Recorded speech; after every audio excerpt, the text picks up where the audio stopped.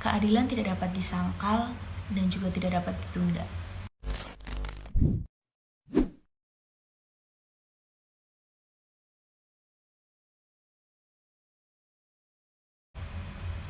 Halo semua, perkenalkan nama saya Tirza Gusti Cekonia atau biasa dipanggil Ceko.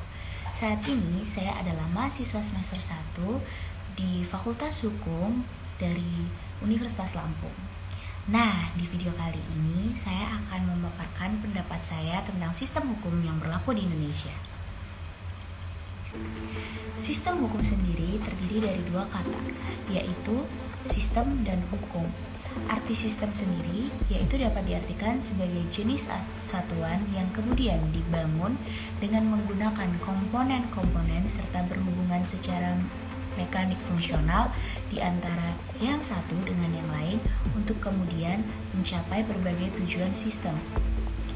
Nah, sedangkan arti dari hukum sendiri dimaknai sebagai salah satu perangkat kaidah dalam bentuk peraturan yang mengatur tingkah laku manusia dalam kehidupan yang bersifat memaksa serta mengikat. Jadi, dengan begitu, sistem hukum adalah suatu kesatuan hukum yang terdiri dari berbagai macam unsur interaksi antara individu yang satu dengan individu yang lain, dan saling bekerja sama dengan tujuan untuk kesatuan tersebut. Di Indonesia sendiri, ada 3 sistem hukum yang dianut oleh bangsa Indonesia.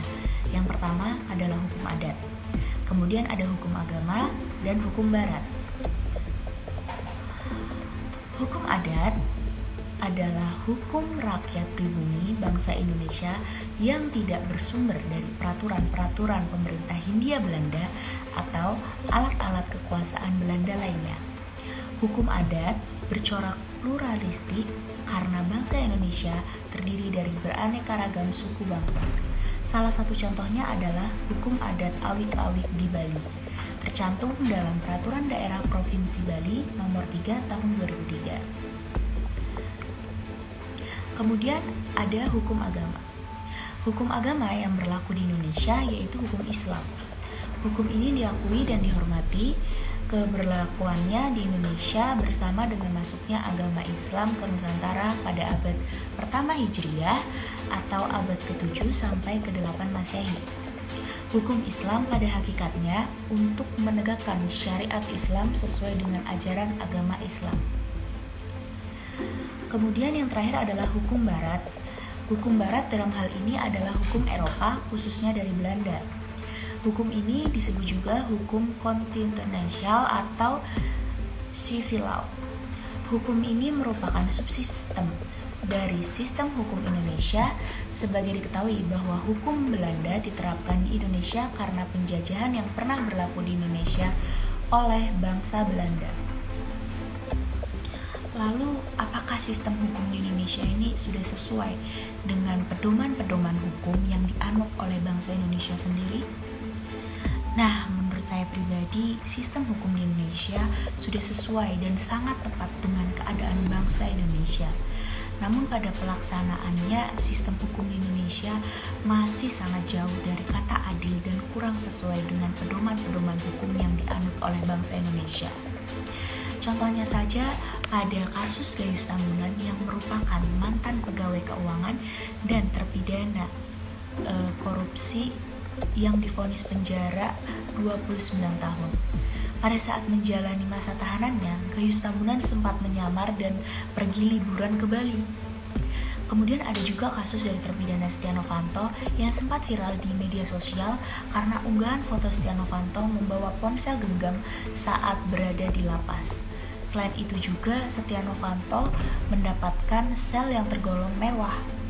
Sedangkan seorang pelajar SMA di Malang terancam hukuman seumur hidup setelah membunuh seorang begal karena membela dirinya. Hal ini sungguh sangat jauh dari kata adil dan tidak sesuai dengan pedoman-pedoman hukum yang dianut oleh bangsa Indonesia. Seolah hukum hanya dapat berpihak kepada orang-orang yang berkuasa dan memiliki banyak uang. Para penegak hukum seolah menutup mata dan berpihak kepada oknum-oknum yang berkuasa.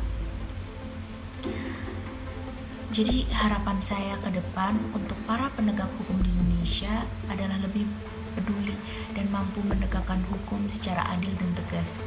Kemudian juga untuk para masyarakat Indonesia, juga terkhusus mahasiswa-mahasiswa Fakultas Hukum, mampu membantu para penegak hukum untuk menjalankan tugasnya. Justitiae non est neganda non differenda. Keadilan tidak dapat disangkal dan juga tidak dapat ditunda. Sekian dari saya, kurang lebihnya mohon maaf.